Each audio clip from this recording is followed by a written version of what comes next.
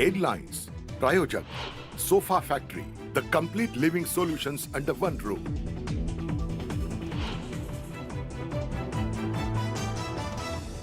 नवाब मलिक यांचा मुलगा फराज मलिकवर गुन्हा दाखल. विजा अर्जासाठी बनावट कागदपत्र दिल्याचा आरोप.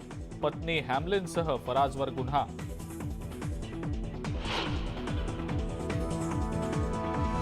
संजय राऊत यांचा जामीन रद्द करण्याच्या ईडीच्या याचिकेवर आज हायकोर्टात सुनावणी.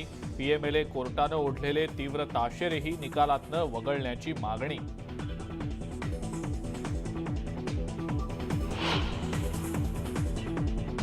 मनसे अध्यक्ष राज ठाकरे परळीत दाखल. कोर्टात जाण्याआधी गोपीनाथ गडावर केलं अभिवादन.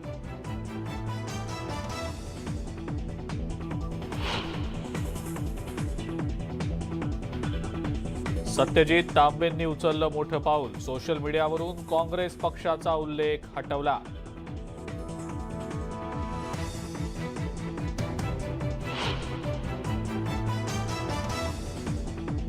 दावोसमध्ये 2 दिवसात राज्यामध्ये 1.36 लाख कोटी रुपयांची गुंतवणूक आणली जाणार. 55,000हून अधिक लोकांना रोजगार मिळणार. तर मुंबई आणि महाराष्ट्र सुरक्षित असल्यानं गुंतवणूकदारांची पहिली पसंती. मुख्यमंत्र्यांची माहिती.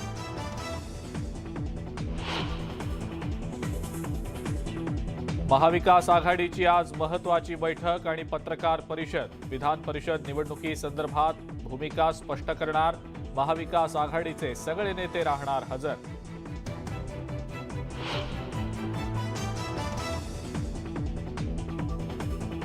महिलेचा विनयभंग करणाऱ्या एसीपी ढुमेंना निलंबित करा, अन्यथा शुक्रवारी औरंगाबाद बंदची हाक.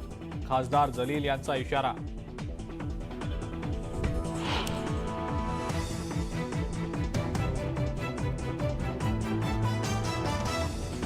मालेगावसह राज्यात ठिकठिकाणी बीफ व्यापाऱ्यांवर इन्कम टॅक्सचे छापे.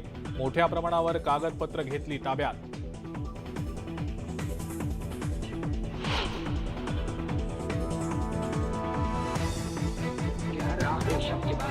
नागपुरात उच्चभ्रू घरातल्या मस्तवाल विद्यार्थ्यांची मध्यरात्री कारमधनं हुल्लडबाजी. धरमपेठ परिसरात रस्त्यावर घातला गोंधळ. 10 विद्यार्थ्यांवर गुन्हा दाखल. आप ये शायद भूल रहे हैं मंत्री जी.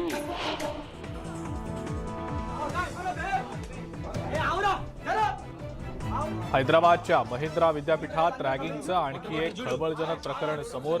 एका नेत्याच्या मुलाकडून मित्रांसह कनिष्ठ विद्यार्थ्याला जबर मारहाण. नेत्याच्या मुलावर गुन्हा दाखल.